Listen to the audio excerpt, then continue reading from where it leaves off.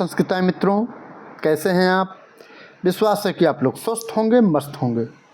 मित्रों, आज हम लोग अभिज्ञान शाकुंतलम शुरुआत कर रहे हैं, जिसमें पहला श्लोक का हम लोग व्याख्या देखेंगे और इस श्लोक से बनने वाले प्रश्न और इससे संबंधित शब्दार्थ और संधि समास कारक और प्रत्यय का भी हम लोग इस वीडियो में अध्ययन करने वाले हैं, ताकि परीक्षाओं में आपको कहीं से भी पूछे तो आपका अच्छी तरह से वह प्रश्न पकड़ में आ जाए और बन जाए। ठीक है, क्योंकि परीक्षाओं की दृष्टि से श्लोक बहुत महत्वपूर्ण है और जो गद्य मैं पढ़ा रहा हूँ उसमें जो कथन पूछे जाते हैं वह भी मोस्ट इम्पॉर्टेंट है। ठीक है, तो दोनों ओर से एक तो गद्य चल रहा है और आज से प्रथम श्लोक हम आपको पढ़ाने जा रहे हैं। ठीक है, तो आइए प्रथम श्लोक का हम लोग पहले वाचन करते हैं। ठीक है, उसके बाद हम लोग शब्दार्थ देखेंगे और व्याख्या देखते हुए शब्दार्थ देखेंगे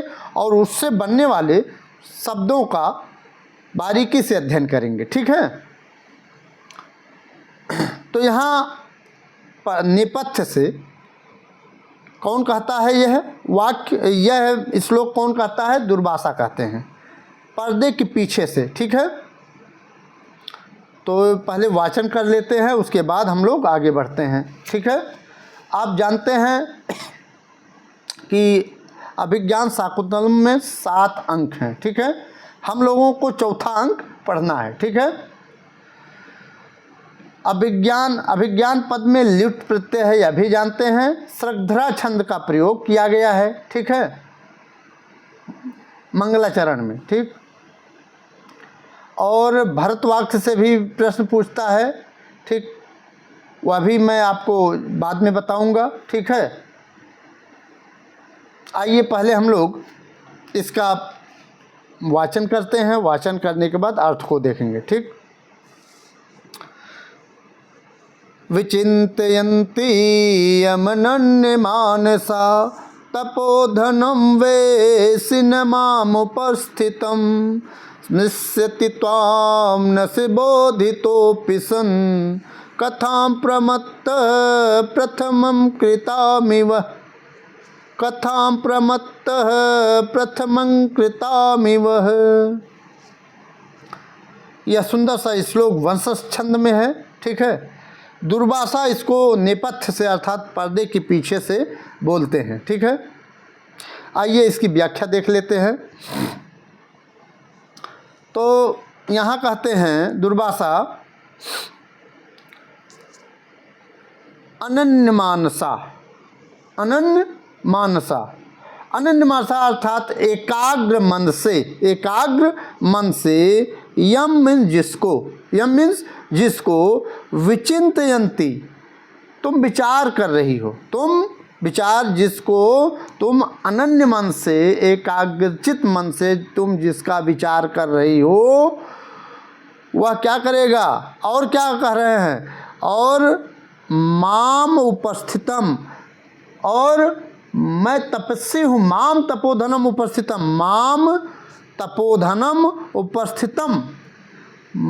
मैं तपस्वी हूँ। त्वाम न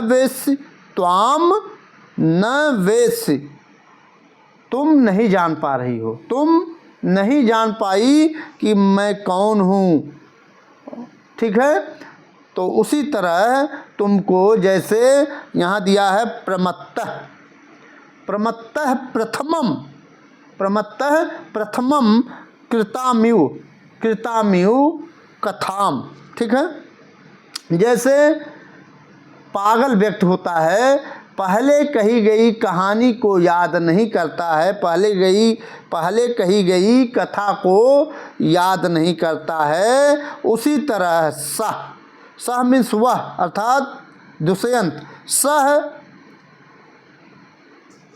न स्मृष्यति, सह वह, त्वाम न स्मृष्यति, वह तुमको नहीं स्मरण करेगा। श्राप, बहुत बड़ा श्राप दिए, और इससे ज़्यादा बड़ा श्राप दिए कि बोधितः अपि सन मीन्स ऐसा होता हुआ, ऐसा करता हुआ। ठीक है, बोधितः अपि, बताए जाने पर भी त्वाम सह, बोधितः अपि, बताए जाने पर भी सह मीन्स वह दुष्यंत त्वाम न स्मृष्यत, तुमको स्मरण नहीं करेगा। तुम खूब बताओगी कि हम उपवन में हम लोग मिले थे, हम लोग गांधर्व विवाह किए थे, हम लोग अच्छे से रहे थे, वहाँ हमारी 2 सहेलियाँ रहती थी, प्रियंवदा और अनसुईया, और तपोवन की अध्यक्षता गौतमी रहती थी। यह सब बताने के बाद भी वह दुष्यंत तुमको ना स्मृष्यत, तुमको याद नहीं करेगा। ठीक है। कैसे? जैसे एक पागल व्यक्ति होता है, पागल प्रमादी व्यक्ति होता है, जो पहले कही गई कथा को, कहानी को याद नहीं रखता है, उसी तरह से पागल व्यक्ति की तरह तुम उनको बताओगी भी, तब भी वह सह मीन्स वह ना स्मृष्यति, तुमको त्वाम ना स्मृष्यति, तुमको याद नहीं करेगा। ठीक है, याद नहीं करेगा। कौन कहा? दुष्यंत, दुर्वासा कह रहे हैं शकुंतला को। ठीक है, ये आपका व्याख्या रहा। ठीक, अब यह सहपद किसके लिए आया है?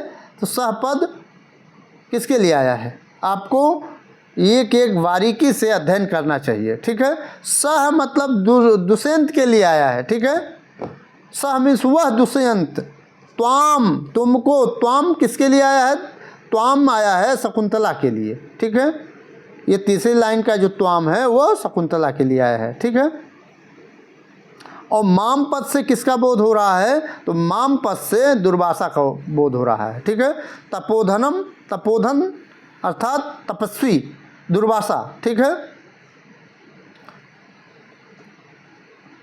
अनन्य मन से। ठीक है, यम मीन जिसको, ये हो गया आपका।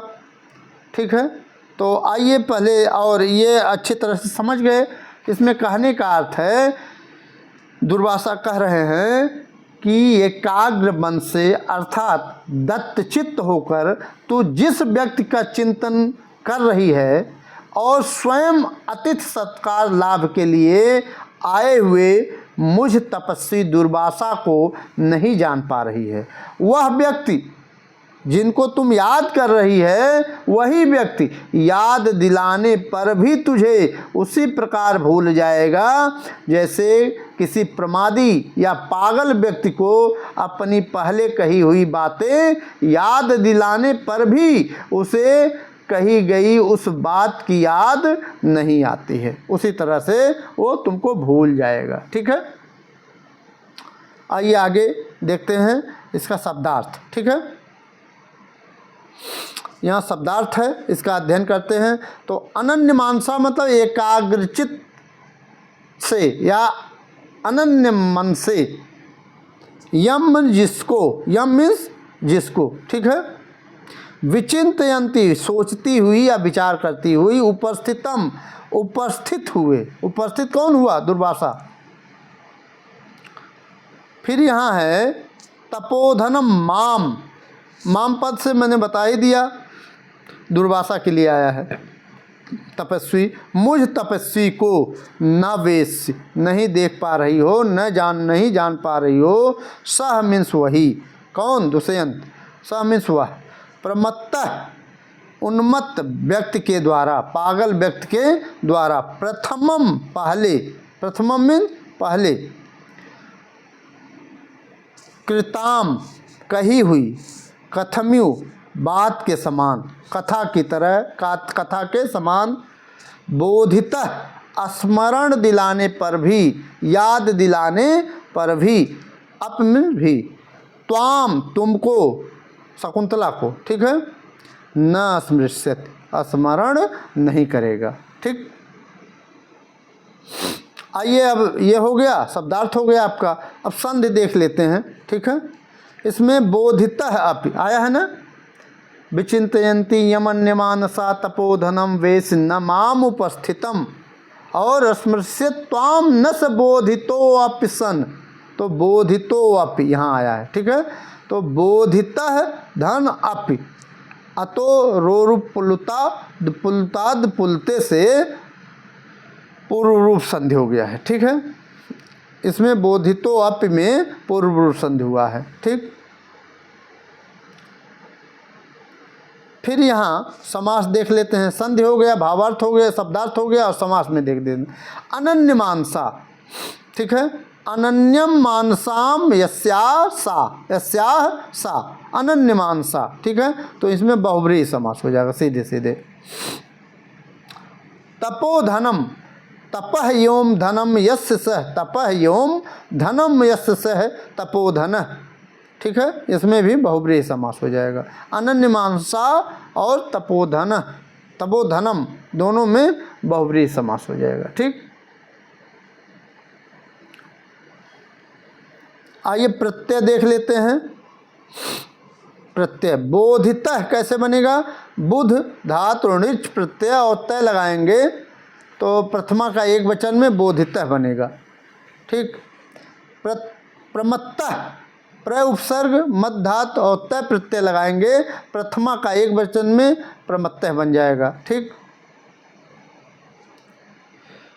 फिर है विचिंतयंती, विचिंतयंती विचार करती हुई, वि उपसर्ग चिंत धातु और ऋच प्रत्यय लगाएंगे और ऋच के बाद सत्र लगाएंगे, गीप लगाएंगे और प्रथमा का एक वचन में विचिंतयंती बनेगा। ठीक,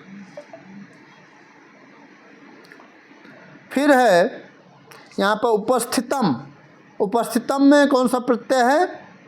तय प्रत्यय है। ठीक है, अस्था धातु है, उपसर्ग है। ठीक है, द्वितीया का एक वचन में उपस्थितम बनेगा। वेत्स, यह खूब पूछा जाता है। ठीक है, इसको नोट कर लीजिए। वेत्स विद धातु लट लकार मध्यम पुरुष एक वचन। वेत्स जो है विद धातु लट लकार मध्यम पुरुष एक वचन में वेत्स बनेगा। ठीक है, फिर स्मृष्यति, स्मृ और लिट प्रथम पुरुष एक वचन, लिट लकार प्रथम पुरुष एक वचन में स्मृष्यत बनेगा। ठीक है, ये हो गया। फिर आइए विभक्ति देख लेते हैं। ठीक, तो अनन्य मानसा में तृतीया विभक्ति एक वचन है, अनन्य मानसा। ठीक है, तृतीया का एक वचन। माम, माम दुर्भाषा के लिए आया है और यह द्वितीय विभक्ति का एक वचन है। ठीक है, विशेष पद है। तपोधनम तपस्वी, यह भी तपोधनम किसके लिए आया है? दुर्भाषा के लिए। द्वितीय विभक्ति का एक वचन है, यह विशेषण है। ठीक है, त्वाम तुमको, शकुंतला को, द्वितीय विभक्ति एक वचन। कथाम द्वितीय विभक्ति एक वचन। ठीक, अब यहाँ है छंद, तो इसमें सीधा सीधा वंशस्थ छंद है। ठीक है, और इसका परिचय कैसे बताएंगे? तो इसका एक सूत्र है, जतौ तु वंशस्थ मुदीरितम जरौ, जतौ तु वंशस्थ मुदीरितम जरौ। तो यहाँ आप जानते हैं कि वंशस्थ छंद के प्रत्येक चरण में 12 अक्षर होते हैं। कितने अक्षर होते हैं? 12 अक्षर होते हैं। इस प्रकार चारों चरणों में अगर मिला दिया जाए तो 12 चौक 48 अक्षर हो जाएंगे। ठीक है, चारों चरणों में। इसका जो यहाँ दिया है इसका अर्थ क्या हो जाएगा? तो यहाँ एक मिनट, जतौ यहाँ आया है, यहाँ जतौ। ठीक है, जतौ मीन्स जगण और तगण, जगण और तगण। जगण में क्या होता है? गण, जगण में वन और दीर्घ और वन हो जाएगा, ये क्या हो गया? जगण हो गया। और तगण में दीर्घ और लघु हो जाएगा। ठीक है, ये जगण हो गए और तगण हो गए। ठीक है, फिर हो गया यहाँ पर दिया है जतौ, ये हो गया जतौ। ठीक, और फिर जरऊ, यहाँ है जरऊ। ठीक है, जगण और रगण, रगण आप जानते हैं, रगण में दीर्घ और लघु और दीर्घ हो जाएगा, ये क्या हो जाएगा? रगण हो जाएगा। ठीक है, जगण को मैंने जरऊ जब बता रहा था तो जगण का बता ही दिया था। ठीक है, तो यहाँ पर बता देते रहे हैं, जतौ मतलब जगण और तगण, और जरऊ मतलब जगण और रगण। रगण ठीक। तू, तो यदि जगर तगण और जगर और रगण आवे तुम तो वंशस्थ छंद उदीरितम कहा जाता है। उदीरितम मीन्स कहा जाता है, ठीक है। अर्थात जिस छंद के प्रत्येक चरण में क्रमशः जगर तगण जगर रगण आए तो उसे वंशस्थ छंद कहा जाता है, ठीक है। चरणांत में यति होती है, ठीक है। तो अगर पूछ लिया जाए कि अभिज्ञान शाकुंतलम के चतुर्थ अंक के पहले श्लोक में कौन सा छंद है, तो वंशस्थ छंद है, ठीक है। अलंकार देख लेते हैं, तो विचिंतयन्ति यमन्य मानसा में काव्यलिंग अलंकार है, ठीक। और कथाम प्रमत्तः प्रथमंत कितामिव, ठीक है। यह में पूर्णो उपमा है, श्रौती पूर्णो उपमा है, ठीक है, उपमा अलंकार है, ठीक। अब आइए महत्वपूर्ण है परीक्षा दृष्टि, ठीक है। आप देख रहे हैं मंगलम मंत्रा चैनल, मैं हूं मनोज पांडे। आप देख रहे हैं अभिज्ञान शाकुंतलम का चतुर्थ अंक का ये पहला श्लोक, ठीक है। चतुर्थ अंक का पहला श्लोक जो दुर्वासा बोल रहे हैं नेपथ्य से, ठीक है। तो आइए परीक्षा दृष्टि देख लेते हैं। तो अनन्य मानसा का, तो अनन्य मानसा शकुंतला, अनन्य मानसा शकुंतला, ठीक है। विचिंतयन्ति यमन्य मानसा उक्त रियम अस्ति, तो विचिंतयन्ति यमन्य मानसा यह उक्ति अस्ति है, तो दुर्वासा नेपथ्य से दुर्वासा बोलते हैं, दुर्वासा ऋषि बोलते हैं, ठीक। फिर है कथाम प्रमत्तः प्रथमम कृतामिव अस्मिन् श्लोके छंदो अस्ति, तो मैंने बता दिया है वंशस्थ छंद है, ठीक है। प्रत्येक चरण में 12 अक्षर होते हैं। फिर है यहाँ है तपोधनम वेत्स न माम उपस्थितम अत्र माम इत्यनेन कह सूचित है। माम पद से कौन सूचित है, तो दुर्वासा, ठीक है। तपोधनम इत पदम कस्य विशेषणम अस्ति, कस्य विशेषणम अस्ति, तपोधनम इति पदम कस्य विशेषणम अस्ति, तो माम, ठीक है, माम विशेषणम अस्ति। फिर यहाँ दिया है तपोधनम वेश न माम उपस्थितम अत्र तपोधनम इत्यस्मिन् पदे समासो अस्ति, तो तपोधनम में बहुव्रीहि समास हो जाएगा, ठीक है। तपोधनम में कौन सा समास हो जाएगा, बहुव्रीहि समास हो जाएगा, ठीक। फिर यहाँ है विचिंतयन्ति यमन्य मानसा अत्र अनन्य मानसा, अत्र यहाँ अनन्य मानसा इत्यस्मिन् पदे समासः अस्ति, समासः अस्ति, तो अनन्य मानसा इस पद में समास है, तो अनन्य मानसा में बहुव्रीहि समास है, ठीक। फिर है अस्मृश्य त्वाम न सबोधितोऽपि सन् इत्यत्र त्वाम तथा सह पदेन क्रमशः सूचितः, त्वाम से किसका सूचना सूचित हो रहा है और सह पद से किसका सूचना, किसको सूचित किया जा रहा है, ठीक है। तो त्वाम अर्थात शकुंतला के लिए आया है और सह दुष्यंत के लिए है, उस राजर्षि है, ठीक है। यह दुष्यंत कहाँ का राजा है आपको कमेंट बॉक्स में बताना है, ठीक। यह वीडियो आपको कैसा लगा, इसकी व्याख्या कैसी लगी, इसमें जो संधि समास कारक प्रत्यय जो मैंने बताया है बहुत महत्वपूर्ण था परीक्षाओं की दृष्टि से, कैसा लगा आपको ज़रूर कमेंट बॉक्स में बताइएगा और अच्छी तरह से इसको नोट डाउन कर लीजिएगा ताकि परीक्षाओं के समय हल्का फुल्का अगर आप लोग देख लें तब भी कहीं से अगर इससे प्रश्न बनता है तो ज़रूर आपको परीक्षाओं के समय में लाभ होगा, ठीक है। वेट्स ये मैंने बता ही दिया, वेट्स ये लट लकार का मध्यम पुरुष का एक वचन है, सह दुष्यंत के लिए आया है, त्वाम शकुंतला के लिए आया है, ठीक है। और इसमें बहुत ज़्यादा बताने की आवश्यकता और नहीं है, ठीक है। मिलते हैं अगली वीडियो में, तब तक के लिए अगर यह श्लोक पसंद आया हो तो लाइक और सब्सक्राइब मित्रों ज़रूर कर दीजिएगा और उन बच्चों तक भी भेज दीजिएगा यह मैटर जिसके पास पढ़ने के लिए मटेरियल नहीं मिलते हैं, तो उन बच्चों का भी कल्याण हो जाएगा। ठीक है, मिलते हैं अगली वीडियो में, तब तक के लिए नमः संस्कृताय, वंदे मातरम।